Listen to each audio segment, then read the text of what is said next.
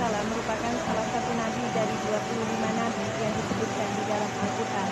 Beliau merupakan anak dari Nabi Yakub sekaligus keturunan dari Nabi Ibrahim alaihissalam. Dari anaknya yaitu Nabi Ishak. Selain dikaruniai wajah yang tampan, Nabi Yusuf juga diberikan mukjizat oleh Allah Subhanahu wa taala. Ia diperintahkan berdakwah untuk bangsa Kan'an dan juga Fir'aun di Mesir. Selain diangkat menjadi nabi dengan kedudukan yang agung, masa kecil Nabi Yusuf sangat malang. Ia ditinggal ibunya wafat sejak kecil, kemudian beliau dibuang di sumur oleh saudara-saudaranya. Di dalam sumur, Nabi Yusuf bertemu dengan malaikat Jibril dan juga malaikat Mikail. Malaikat tersebut memuliakannya dengan jamuan surga. Malaikat berpesan kepadanya untuk bersabar dan tidak membenci saudara-saudaranya yang telah berbuat jahat kepada dirinya. Dan berikut adalah 5 mukjizat dari Nabi Yusuf alaihissalam. Yang pertama, putra Nabi Yakub yang menjadi seorang nabi. Lalu ditampakkan mimpi bulan, bintang, dan matahari bersujud kepadanya. Lalu yang ketiga, cerdas dan juga jujur. Yang keempat, mampu menafsirkan mimpi. Dan yang kelima, menyelamatkan Nabi Yakub dari kebutaan. Nabi Yusuf adalah nabi yang pertama yang meminta kematian dan berdoa kematian. Kemudian Bani Israel diharamkan. Kemudian Nabi Yusuf adalah nabi pertama yang berdoa tentang kematiannya. Kemudian Bani Israel memakamkannya dengan peti marmer dan dikuburkan di tengah-tengah sungai Nil. Semoga bermanfaat.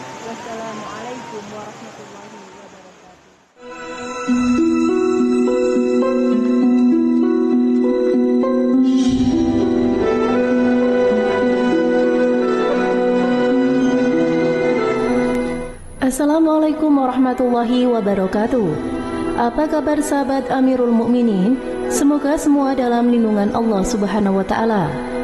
Selalu saja ada hal-hal yang menarik yang bisa diungkap kembali dari sejarah. Di antara hal lain adalah potongan kisah dari Nabi Yusuf alaihissalam.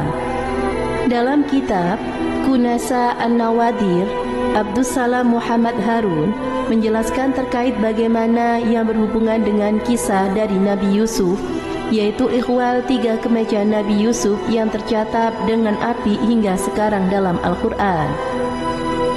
Kemeja yang pertama adalah kemeja yang dilumuri darah oleh para saudara saat mereka berjalan di suatu tempat. Karena kedengkian akibat rasa cinta Nabi Yakub terhadap Nabi Yusuf yang teramat besar, para saudaranya membuat konspirasi dengan melumurkan darah ke kemeja Nabi Yusuf, lalu melaporkan kepada sang ayah saudara kecilnya itu telah dimakan oleh serigala. Jawaban Nabi Yakub justru mengagetkan. Demi Allah, saya tidak pernah melihat serigala yang lebih bijak dan lembut sekalipun dari serigala yang memakan Yusuf. Sementara kemejanya tidak robek sama sekali. Al-Quran Surat Yusuf ayat 18.